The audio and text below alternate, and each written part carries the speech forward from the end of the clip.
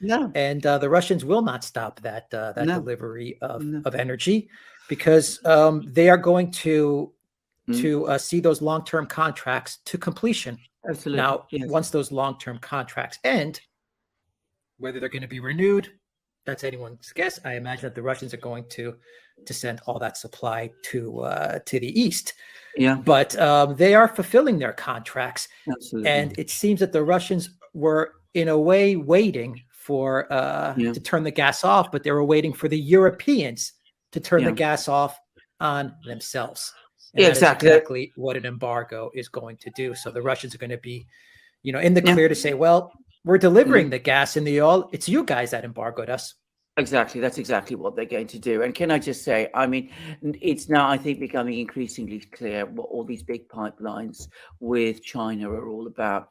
I mean, remember, there's a new big, massive pipeline, which is going to be similar in scale to the ones that were going to Europe from Western Siberia, which is where the fields that used to supply Europe are located, and it's been built to China. Clearly, this has all been thought through in advance. And of course, they're going to be working on that. Now, it'll take a couple of years for that pipeline to be up and running, but up and running it will be. And the Chinese will get pipeline gas, which is cheap. And the Europeans will eventually, presumably at some point, end up with liquefied natural gas, which is extremely expensive and where the price oscillates wildly according to market conditions. But that's what we've decided to do, and that's where we're going to end up. Yeah. For a big industrial business, that price of energy becomes a variable, fluctuating cost. Yes. Not good. Not good. No. And it increases at a minimum of tenfold. Yeah. Not good at all. No. Anyway, well, I just saw someone in the chat says they're waiting for the Europeans to stop punching themselves in the face. That's exactly right. Well, Russia doesn't have to retaliate at this level. No. Russia doesn't need to retaliate against the sanctions because the Europeans are doing it all to themselves. Absolutely. Somebody described it as circular firing squad. Yeah. I mean, that's what it is, basically. I mean, jeez. All right. So we have a lot to talk about, everybody. We're going to be going for about, say, an hour and a half, an hour and 20 minutes now, because, Alexander, you're going to be on another show after this one, and we will post that show as well to we'll get it on our locals community for sure, the duran.locals.com. So you have another stream to do, another interview to do, but we're going to go for about an hour and a half. Whatever questions, if we don't have time for questions, super chats, we will cover them all in a dedicated video. All the questions from locals, from Odyssey, Rumble, and YouTube. We will cover all those questions in a dedicated show that we will put up tomorrow if we don't get to answering all the questions. Yeah. So because we do have a lot to cover. And specifically, let's talk about the article that you sent me. Oh, by the way, hello to all our moderators, to Valias and Zariel and Reckless Abandon and Alan Watson and Spartan Warrior Queen and GEC and Lady Cosmica. And I think I got everybody. Yeah. Yes, I think I got everybody that's moderating. Thank you very much. Thank you, David S., for that super chat as well to kick things off. And Wang Han, welcome to the Duran community. Alexander Valies, thank you for that super chat as well. And Commander Crossfire's quote says, all warfare is based on deception. And Commander Crossfire, I'm choosing a quote because, Alexander, you sent me an article from the Financial Times. Yeah. And the title of that article is Military Briefing. Russian losses mask Ukraine's vulnerabilities. It's behind a paywall. Yeah. But you sent me the full article. I read it. I took an excerpt from Clausewitz, which is coincidentally being referenced in the Financial Times article, which leads me to believe that the FT is watching our shows because we're the ones that are talking a lot about Clausewitz. Specifically, you're the one that that really covered the Russian military strategy to much of what Clausewitz talks about. And the title of this live stream is The Destruction of Armies Rather than the Capture of Cities. Yeah, it looks like the Western mainstream media slowly, day by day, as we have been talking about for the better part of 3 weeks, they are starting to prepare the people to understand the Russian strategy and the fact that Russia is grinding down the Ukraine army piece by piece, step by step, in a very slow, methodical, surgical manner. Yeah. And it has very much to do with the fact that they're using cauldrons, they're using humanitarian corridors, they're using diplomacy, but they're also focusing very much on the armies and not the cities. Yes. And it's a very different type of military strategy that we're seeing unfold. And it's working. It is working. And we're starting to see the Western mainstream media admit this, even though, Alexander, before you get into it, even though they still hold on to the narrative, and I think they need to hold on to this narrative, that the first week or two, Russia was getting demolished in this war, and suddenly they changed their strategy. My opinion, I don't agree with that. I think maybe there were some bumps along the way. Definitely, there were some bumps along the way, and there were some losses along the way. But I believe that that the Russians had their strategy in place, and they've stuck to it. And we're starting to see it unfold now. It's being admitted by the Western mainstream media, and we're all seeing it take place. So, Alexander, military briefing: Russian losses mask Ukraine's vulnerabilities. Indeed. I mean, it's a very, very interesting article because, of course, we've had little comments before up to now in the British media squirreled away about how the Ukrainian army in Donbass is threatened with encirclement. We've seen that in the London Times. We've seen that in the Daily Telegraph. This long article in the Financial Times was the first proper discussion of the subject. And if I can just go to it and quote one particular paragraph, which really stood out for me, it says, perhaps Ukraine's biggest tactical vulnerability is its joint forces operation, that's to say the Ukrainian army in the Donbass, where the bulk of Ukraine's military assets are deployed just west of Donetsk and Lugansk. Russia was seeking to encircle Ukraine's troops, Western officials says, cutting them off from Kiev and drawing them into open combined arms combat, which plays to its battle group's superiority. Crushing Ukraine's forces in such a way would be as much of a victory as capturing Kiev, some analysts said, invoking Karl von Clausewitz, the military theorist who saw the destruction of armies rather than the capture of cities as the fastest route to victory. So I think exactly as you said, Alex, they've probably been following us because we've been saying that this was the strategy, I think, pretty much from the outset. By the way, it's not difficult because what we've been saying is very consistent with what the Russians have themselves always said. The Russians, when they went in, they said, hello, Gonzalo. Just hello, gentlemen. Hello. Yes. Gonzalo, 1 sec. Keep on going, Alexander. Don't lose your train of thought. Keep on going. No, what I was going to say is, I mean, what the Russians said right from the outset was that they would not attack. They were not seeking civilian infrastructure, that their objective was Ukraine's demilitarization. Now, that clearly means the destruction of Ukraine's armed forces, or at least the key grouping of Ukraine's armed forces, which is the force in eastern Ukraine, which, as you correctly said, is methodically, bit by bit, being destroyed. It's being taken apart. And I dislike intensely the expression meat grinder, but that's a word that comes from that same financial. A direct quote. It's a direct quote. Direct quote from a Estonian military official who said, that the Ukrainian military is experiencing the Russian meat grinder. In other words, it's being crushed relentlessly as things are going. And I think you're completely correct. I think this is the Russian strategy from the outset. I don't think many people in the West understood it because we tend to fight wars in a profoundly different way. And I think we didn't fully understand it.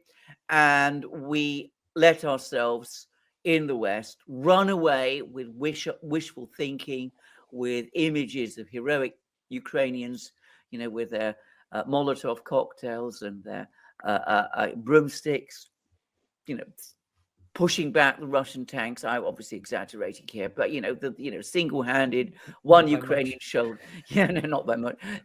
Single-handed Ukrainian soldier heroically throws back, column of Russian tanks. We've had lots and lots of things like that, and partly that flows from bafflement as to what the Russians have been doing, but we actually see it. And I'm going to just add one further observation, and this is not from me. It's again from a military person that I spoke to and discussed this with, who will remain anonymous, by the way, which is that one of the purposes of having all those Russian troops parked outside places like Kharkiv and especially Kiev is to pin down Ukrainian soldiers there so that they cannot reinforce the army, the main army, which is the one that's being encircled and destroyed, which is the army in the Donbass. In other words, it's strategy. It's something, again, we don't do very much of in the West nowadays. If you go back to the war against Iraq in 2003, we bombed everything that was there to bomb, and we just advanced in a straight line to Baghdad, which against an army like Saddam Hussein's, well, we could do, and there wasn't that much of resistance. But the Russians still do strategy. They still fight wars in the way that wars used to be fought. Some will say, no doubt, that they're being old-fashioned, but that's what they do. And if you understand their military philosophy, their approach to war, the political objectives they set out at the beginning of the war, then it all becomes comprehensible. And we've been saying it, all three of us have been saying it from the outset. And finally, the Financial Times has caught up. All right, Gonzalo, before you jump in, because I know you have a lot to add to this, everyone, including ourselves, everyone is concerned about you and everyone wants to know that you're safe. How are you? How are things? I'm perfectly fine. Are you okay? It's so lovely. Thank you so much. But seriously, you don't have to worry about me. I'm perfectly fine. Alexander, as always, I bow down to the master because you're absolutely right. And I'm going to tell you something that has been profoundly disillusioning to me during this experience is that I've realized that the way that the West conducts wars is, I'm sorry to use this language, but there is no other way to say it. I think it's frankly evil. The idea of completely destroying cities and then rolling into them. I'm in Kharkov. I am in the center or near the center of the city, and there is cell phone reception. There is running water. There's electricity. There's heat. The civilian infrastructure is essentially intact. The Russians are advancing, and there's been a suburb of Kharkov in the northwest has been completely destroyed. Because the Russians don't want to hit the civilians, but if the Zelensky regime's soldiers hide in the buildings, then they're going to attack them. And it's as simple as that. And we've seen this. There are videos circulating right now of a school in Odessa that has been turned into a military bunker. This is not like some random video. This was ABC News. The American broadcasting company, they had a reporter there observing this and how the school had been turned into essentially a military outpost, a military bunker.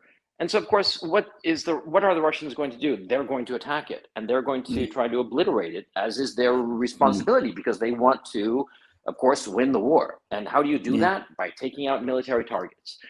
And if that means the military targets are in a school, that's very lamentable, but it'll have to be.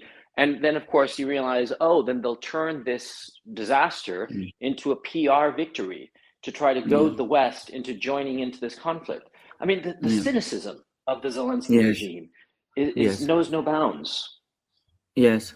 I'm afraid cynicism is exactly right. And I'm afraid it's not just confined to the Zelensky regime, because the fact that this article is appearing in the Financial Times shows that there are people in the West, in Western governments, who understand very well what is going on. So given that they can see what's happening, and given that for the moment, at least, they're not going to join the war, and I think that will hold. I've come gradually to the view that this indeed is going to hold. I think they're becoming they're nervous about joining a conflict which could go horribly wrong for them. And I also get the impression, by the way, just to quickly say, that Zelensky's speech to Congress actually, far from winning people over, might even have annoyed a few influential people, with the reference to Pearl Harbor going down very badly, apparently, with some. But anyway, that's all I wanted to say about that. But if it is indeed the case that they understand within Western governments what's going on, then by encouraging Ukraine to fight on, all they are doing is leading to more loss of life, more destruction, and the more complete defeat of Ukraine. So a cynicism all round. Yeah, I completely agree. The other thing that is very noticeable the last few days, there was a strike at Rivne that again targeted foreign fighters and their equipment. And by my count, there was the attack outside of Lviv in the International Peacekeeping Center, which was basically a NATO outpost. That was, as I understand, the last numbers I saw were 237 soldiers killed, for sure. And probably twice that number of severely injured. And the whole outpost destroyed, and apparently $400 million worth of equipment, which is a pretty penny. Then there was the second one at Ivano-Frankivsk that also seems to have killed off about 100. And in this one, the number that was reported at Rivne, the number that's being reported so far is about 80. But that number will probably rise because it just happened. So we're talking 400 plus soldiers, foreign soldiers, and we can say conservatively twice that number of incapacitated, of casualties that will simply be ineffective in any kind of fighting context. So in one stroke, they seem to have taken out 1,200 soldiers in 3 separate strikes, precision strikes, high impact, very deadly strikes. I mean, this was not like the house-to-house fighting that you're seeing in Mariupol, where they're trying to not kill civilians and sort of like, no. This was, we're going to level this place. And, to be brutally frank, we're going to kill everybody who's here. That kind of attack, it must scare the NATO planners very, very deeply, extremely deeply. Yeah, I'm amazed. Absolutely. Absolutely. It must also show that the Russians have exceptionally good intelligence, because they know exactly where to hit, how and where all these people are. And that, of course, corresponds with a lot of what we know about how deeply penetrated by Russian intelligence Ukraine is. So again, you're absolutely right. I've been hearing about this. I also understand that there was a strike by Russian missiles on a barracks in Nikolaev. And I didn't hear that. Yeah, absolutely. About 50 people were killed there too. So those were apparently Ukrainians, or at least that's the official thing. But anyway, I mean, they know where to send these missiles and how. You know what bothers me so much about the propaganda, and I've thought about it very much. Why does it bother me so much? Because I read the news and I read both sides, all sides, to try to get a comprehensive picture. And I see that one side is consistently lying, and they are cheerleading and making people believe a reality that does not exist. And I object to it so fiercely, and I've wondered why, and I've come to the following conclusion. What I realize is that from the very inception of this conflict, it was clear, like it or not, that the Russians were going to win, because they are simply more. They're more and they're better equipped. You can argue about the leadership, and nobody's arguing about the quality of the men of either side. No. I'm talking about simply as just putting a couple of columns and listing the equipment of both sides. It was inevitable. But this cheerleading and lying nonsense, the Ghost of Kiev, the 13 Heroes of Snake Island, all these stories, these constant stories from blue check marks on Twitter claiming that the Ukrainian armed forces have obliterated 25 divisions and 500 aircraft and nonsense like this. It encourages the Ukrainian armed forces to continue in a hopeless battle, in a hopeless conflict that will only end in their death. And that's the thing that bothers me the most, because you see, when you have hope, you will give your last drop of energy. And that's a wonderful thing, but hope can be exceedingly dangerous, because if there's false hope, hope for an outcome that can never arrive, then you wind up sacrificing everything for something that is not achievable. And quite frankly, and I know that a lot of people who are pro-Ukraine will find this very, very tough to swallow and might lash out at me. And I've said this from the beginning, and it's caused a lot of problems, and a lot of people are very upset with me, but the fact has never changed. The Russians have the numbers on their side. Even if they were incompetently led and all their equipment was garbage, just by the fact of the sheer numbers, they are going to win this conflict. And so the hope that so much of this propaganda inspires in, babies, 19-year-old kids, 22-year-old kids, fighting and thinking that they might win. Yeah. It's just heartbreaking, because this is the flower of the nation, and it will be killed off for nothing. Yeah. I'm sorry. I'm very Gonzalo, I feel exactly the same way as you. Now, just 2 quick points about what you've just said. Firstly, the quote often attributed to Lenin, quite possibly actually said by him: "Quantity has a quality all of its own." Yes. Never forget that, Yes. especially in war. It is absolutely true. And I'm not, by the way, saying that, the Russians are less good than the Ukrainians. And I'm sure in some respects, and certainly in many technologies, it's decisively the opposite. But at the end of the day, you're absolutely right. If you're outnumbering, if you're more of you, you are going to win in the end. That's clearly true. Now, on the second point about giving people false hope, I have knowledge of this. Now, my wife's family is half German, and I've often spoken to the older generation, most of whom now have passed away. In fact, I think all of them but one has passed away, but they've often told me about the war, the Second World War, and about the last stages of the war, and the extraordinary success of Germany's information systems, its ability to keep fighting by pumping out false hopes that something would happen, there'd be new weapons, the leader had some great plan, the allies were going to argue with each other. They were doing this all the time, and of course every German soldier was able to defeat 15 Americans and 25 Russians single-handed. And of course, when it all ended in defeat, which it eventually did, the disillusion was incredibly profound. And the whole post-war generation of Germans, right up to the time when I knew them, was still affected by it. They felt profoundly, deeply betrayed. And many of them, as you rightly said, they'd lost their sons, they'd lost their brothers, they'd lost their fathers, they knew friends who died, and it was all for nothing. And I think that we must never, ever encourage people into hopeless struggles by promoting hopes that are really not going to be fulfilled. And I think there is something profoundly immoral and wrong about that. Yes, I completely agree, and it's just, it breaks my heart. Anyway, to turn the topic a little bit to the situation here in Kharkov, which I know you gentlemen will be interested in, and I want to give you the situation on the ground. I have some information of Mariupol, and in fact, I'm going to be doing, after talking with you gentlemen, I'm going to do a whole video, a live stream on Mariupol. And but before I talk about Mariupol, let me talk a little bit about Kharkov. Well, there is the suburb in the northwest, sort of like a satellite city suburb called Saltivka.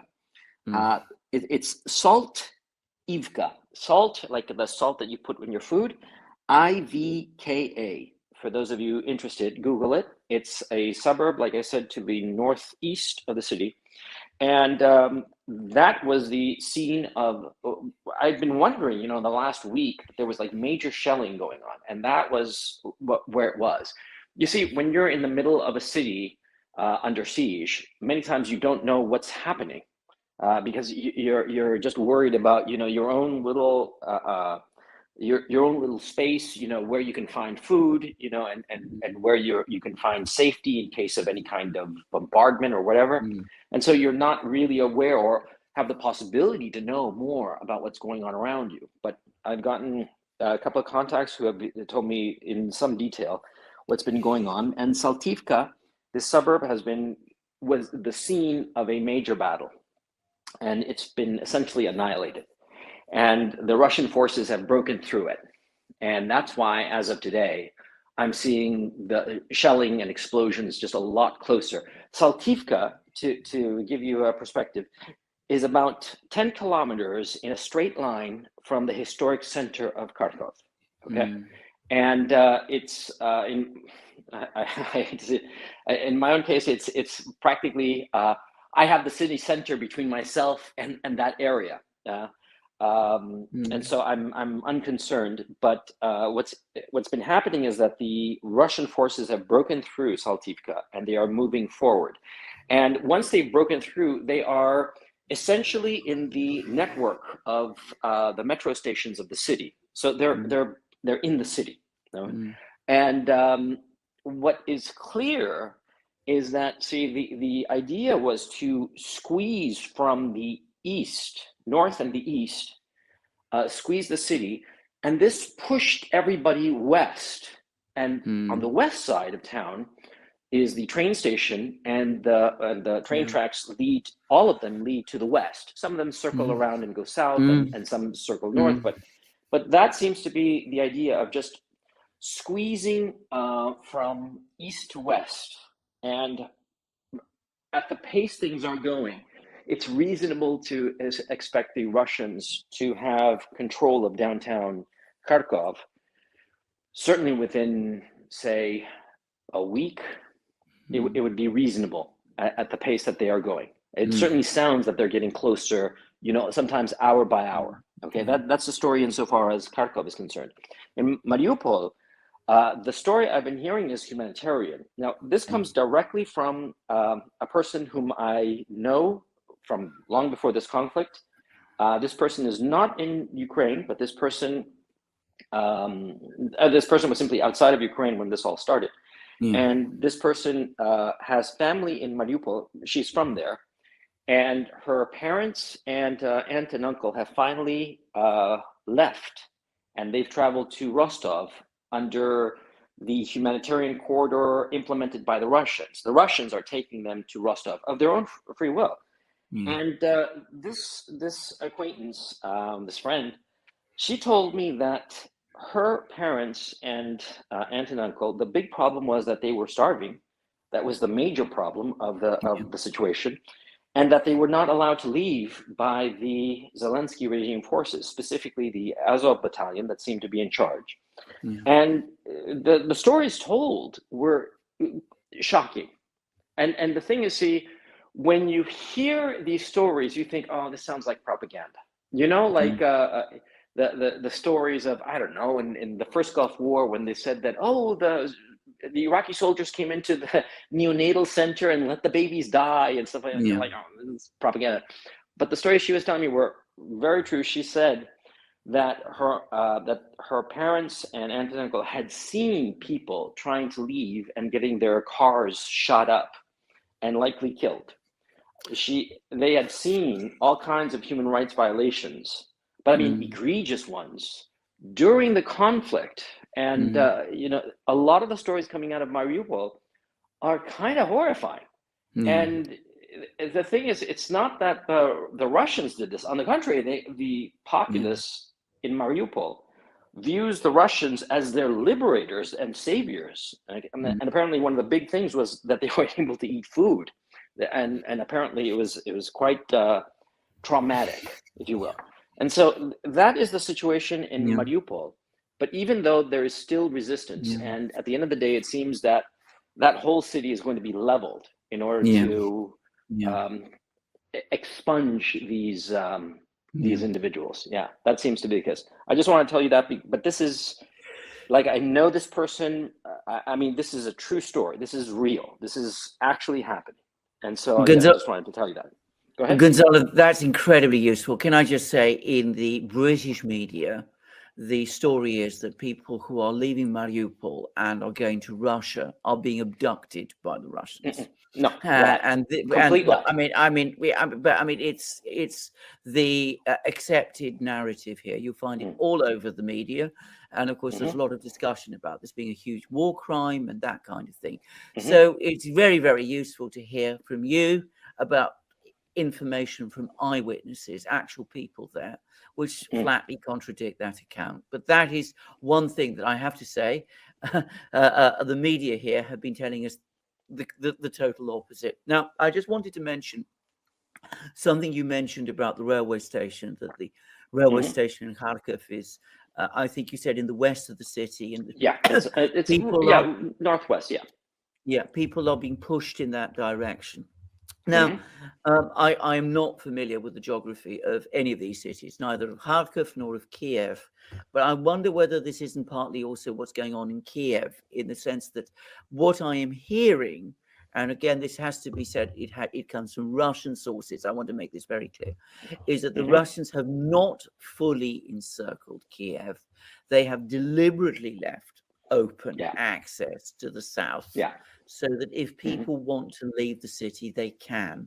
And apparently something like half the population has in fact done so. So that, again, there's lots of discussions about why haven't the Russians fully encircled Kiev. They made a choice not to, if this is correct. And it seems consistent with what you've been saying about Kharkiv. They're deliberately leaving these places so that Ukrainian civilians, well, the people who live in these cities, and arguably, I would say also, I am sure Ukrainian troops, if they were chose to, could withdraw. That's the whole point. That's the point. Exactly. That's the point. Yeah. And I would make one correction of what you said. I think that at least 3/4 of the population of Kiev has left. I can speak about Kharkov. Yesterday, I spent about 4 or 5 hours, closer to 4. Walking around like downtown and walking around it. I tried to live stream, which I could, but I was too scared because I was worried of like some army person, because there are a lot of army people keeping an eye on things. What I noticed is that if I had to guess, I'd say that at least 90% of the population in the center of the city is gone. They're just gone.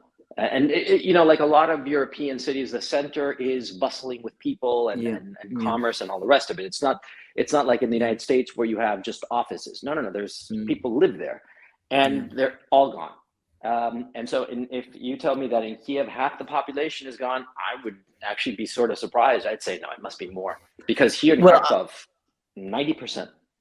The person who said that half the population has left. Now, I'm saying this from memory. I couldn't give you a reference, but I'm sure this is wrong. Was Kiev's mayor Klitschko himself?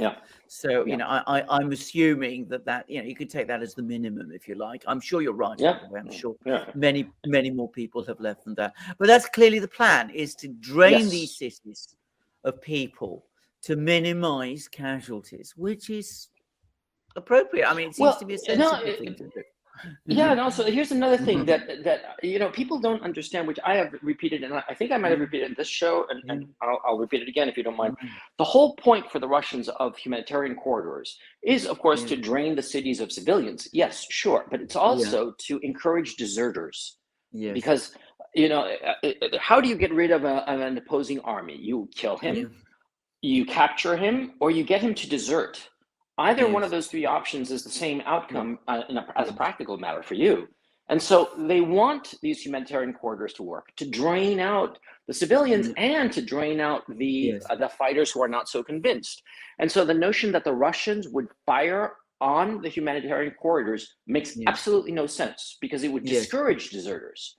And so what's obviously happening, and the Mariupol witnesses are confirming this, that the Ukrainian armed forces, or at least the Azov battalion in Mariupol, they were deliberately firing on the fleeing civilians.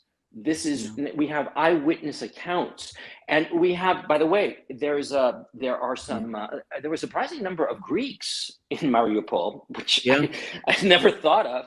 Oh And yeah. I Well, read somewhere. Go on. I'll chime in on that. Go on, Gonzalo, because I've got some Yeah, information on that. Go on. yeah, because I saw a news account, a Greek news account in English, the Greek City Life or something like that. Greek Life. I have it here on my phone. I can show it to you later and send you a link.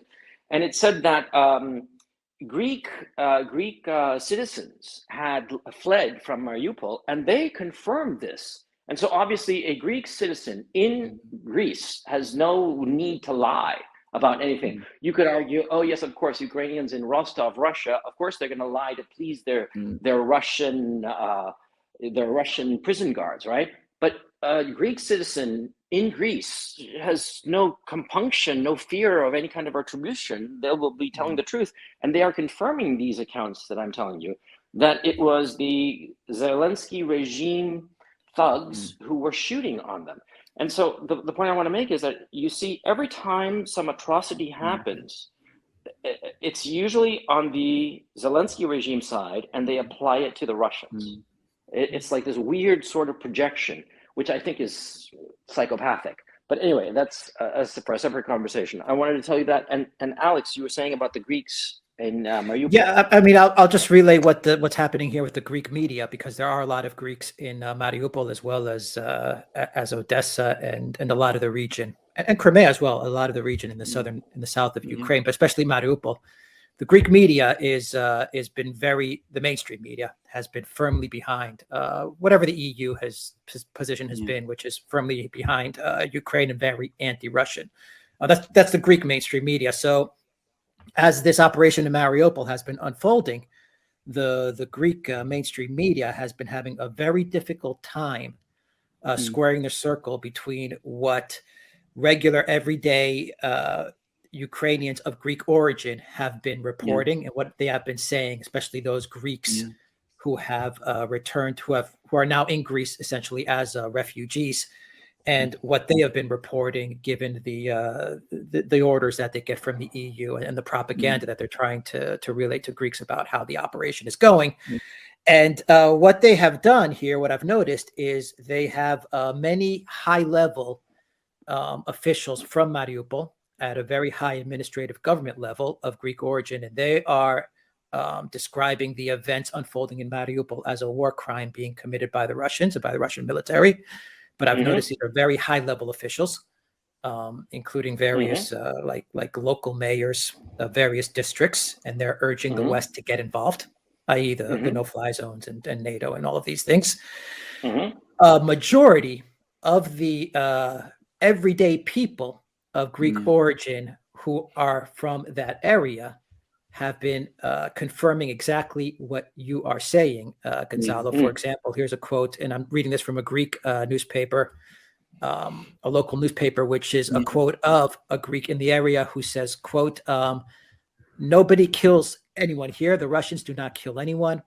No one is shooting at civilians. As soon as the Russians came here, they immediately brought us help. Right now, immediately after the shooting stopped. No one asks us if you are Ukrainian or Greek about our origin, what language you speak. The Russians do not discriminate, while the Ukrainians did. They forced us to speak only Ukrainian, although I do not know it at all."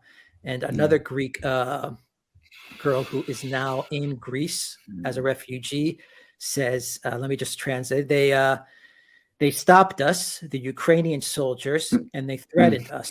The soldiers in Russian tanks tried to tell us to calm down.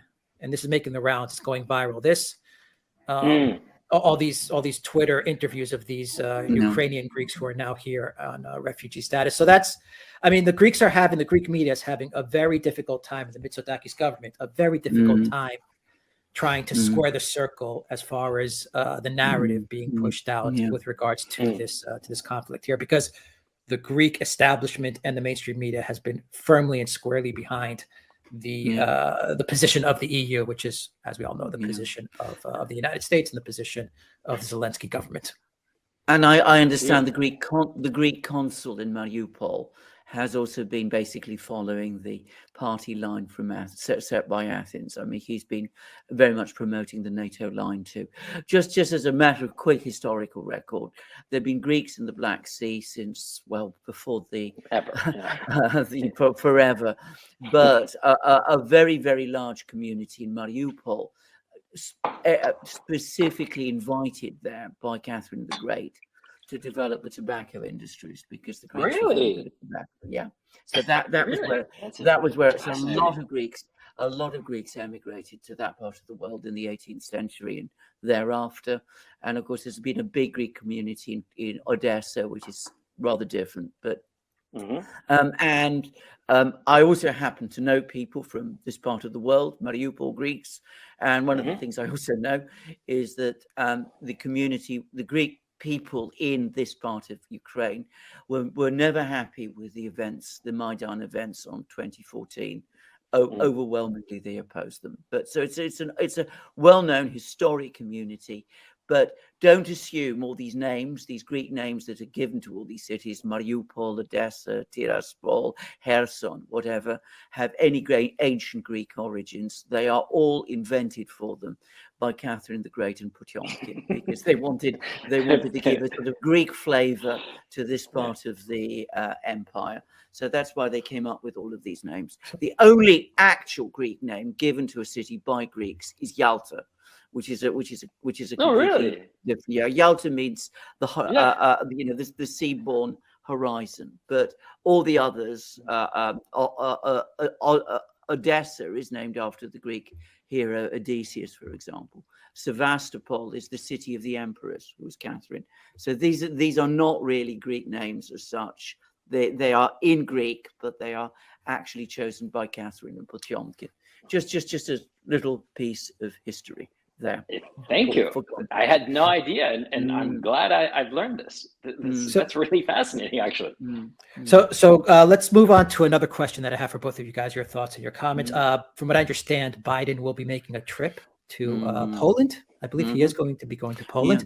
Yeah. Boris Johnson is flirting with the idea of taking a trip, as did the Polish Prime Minister, the Czech Republic, and the Slovenian government officials taking a trip to Kiev to show his support for Zelensky. He is flirting with this idea.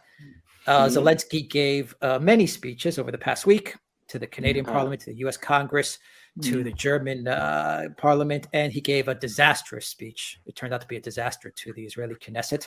Yeah. What do you guys make of all of these events that are taking place now? And you may even want to tie in, if it is relevant, some of the Hunter Biden revelations, which are coincidentally breaking as well, and it is not a coincidence at all. This is happening anyway. Alexander Gonzalo, what are your thoughts on this diplomatic geopolitical activity taking place? Just on the topic of Zelensky's speeches, the other one that went down extremely badly was the one he made to the German Parliament, the Bundestag. And there's been contrasts made, standing ovations in, when he addresses Congress and the House of Commons. When he spoke to the Bundestag, there was a minute's polite applause. I mean, it didn't go down well at all. Don't think that has any meaning or relevance, but he doesn't come across well in all the places where he speaks to. Anyway, that's all I wanted to say about that. All this diplomacy, frenetic diplomatic activity, they're going around in circles. Johnson going to Kiev, if he does in fact ever go to Kiev, what will that achieve? It's a PR stunt. Biden coming to Europe, another PR stunt. We're going to have a G7 meeting. We're going to have a NATO meeting, I believe. We're going to have an EU Council meeting. But as far as I can tell, they are repeating themselves. They may escalate sanctions pressure on the Russians, but I think any expectation now that Russia will crack under the sanctions is gradually draining away. And I think we saw that article, which I shared with you, Alex. We haven't sent it to Gonzalo, actually, but I should do, in which somebody was in BNE,